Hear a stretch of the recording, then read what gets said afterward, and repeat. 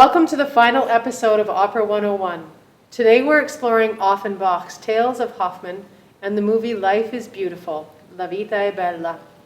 We hope you had a chance to view the movie. This was another example where Leanne and I watched the clips on YouTube and I couldn't help but want to rewatch the movie as well.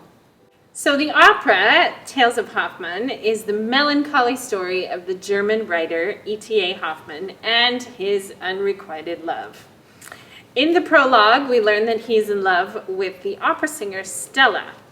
And he makes his way to the tavern, but then discovers that he has a rival, Lindorf. And Hoffmann's muse takes the form of his friend Niklaus to interrupt a confrontation between the two rivals. Hoffmann reminisces about three of his past loves in the ensuing three acts. Act 1 tells a story of his infatuation with Olympia, the mechanical doll who he is tricked into believing is human. Glad that's not a trend in opera. In Act 2, we meet Antonia, who is haunted by her dead mother, a singer. And in Act 3, he is seduced and tricked by the courtesan, Giulietta. And in the epilogue, Hoffmann is in the tavern, once again drowning his sorrows as he recognizes that all three women represent different aspects of his current love, Stella. But Stella returns to the tavern only to leave with Lindorf, and Hoffmann is left alone with his muse. In the movie, a Jewish-Italian waiter, Guido, played by Roberto Benigni, who also co-wrote and directed the movie, meets and falls in love with Dora, a pretty school teacher, and wins her over with his charm and humor. They marry and have a son, Josue, but when World War II breaks out, they are taken to a concentration camp. And in fact, Guido and Josue are taken, and Dora is not actually Jewish, but she says that she is, so that she can go with them. And in Guido's determination to shield his son from the horrible realities of the camp, he convinces Josue that their time in the camp is a game. And he uses a variety of ingenious measures to keep Josue from discovering the truth. It is the Barcarolle duet from the beginning of Act 3 in the opera that is featured in the movie. It is arguably one of the most famous operatic tunes in the world, literally. But Offenbach didn't write it for Tales of Hoffmann. He borrowed the tune from himself, as composers often do, because it originally appeared in his opera Die Reinigsen, written 17 years earlier. And just as an aside, to refer back to the whole classical music inspiring pop music that we talked about in a previous episode, the Barcarolle tune forms the basis of Elvis Presley's Tonight's the Night for Love. Elvis Presley clearly liked to steal tunes from classical music. And Welsh singer Donald Piers used the tune in his Please Don't Go from 1969.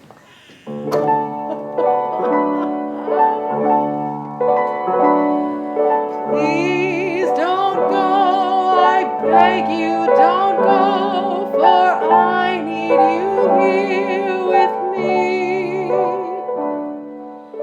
If we part. The duet is heard in two movie scenes. The first is actually at the opera again, where Guido has a seat on the main floor, and Dora is up in a box seat, and he is trying so hard to will her to look at him. So then towards the end of the movie, Guido finds a way to let Dora know that he's alive and also how much he loves her. And he plays this barcarolle on a phonograph out the window at the concentration camp. Their love for each other and their shared love of this music supersedes their inability to physically be with one another in the worst of circumstances. And this is an incredibly beautiful and poignant and meaningful moment in the movie. Yes. That makes Cara cry every time we talk about it. Okay. Although this movie enjoyed much acclaim, Academy Awards, etc., and you should look that up too, Benigni accepting his Academy Award. That's a great moment as well, his passion and his love. He was criticized for making a comedy out of something as tragic as the Holocaust, even though his own father spent 2 years in a Nazi labor camp.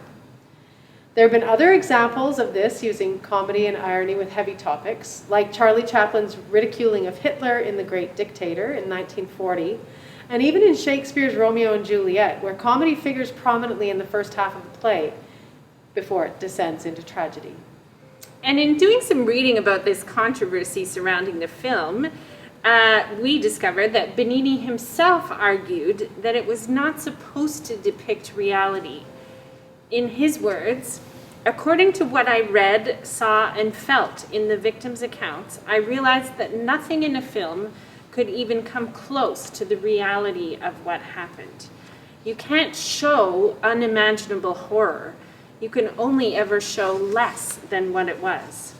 So I did not want audiences to look for realism in my movie. In a piece by Maurizio Viano on JSTOR, which is a fabulous resource for articles that I learned about from Leanne during this process, he writes, in a sense, Life is Beautiful successfully helps its viewers to imagine what many Italian Jews must have felt. The eruption of absurdity and the transformation of one reality into its opposite. This is how the film is faithful to reality. It dramatizes its deepest implications. To put it differently, Life is Beautiful is faithful to reality in spirit and not in the letter. So to finish off this mini philosophical discussion here, the concept of how the imagination can play a role in helping us to cope with reality is an idea that resonated with us both. And to bring us back to the world of opera, even though the final chorus in Tales of Hoffmann does not make an appearance in this movie, we both found it interesting that the text was, in French, on est grand par l'amour et plus grand par les pleurs. Translated, we are enriched, grown by and through love, and even more through tears. I have grown a lot. We discovered through this process, among many other things, that we share a similar life outlook about joy and sorrow. And that is that ultimately crying and laughing come from the same deep place in our hearts. In our performance of this beautiful duet, Cara and I are joined by Krista Mulbery.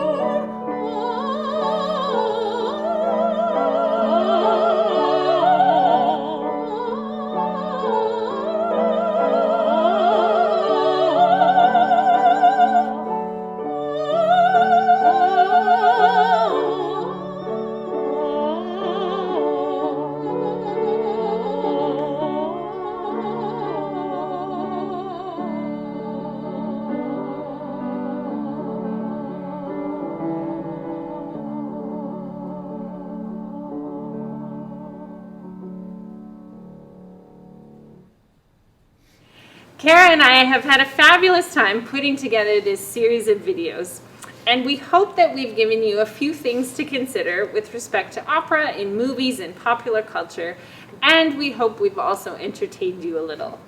And I have to tell you that as we were writing our final thoughts over Zoom, Leanne said, "Are you going to keep laughing or help me?"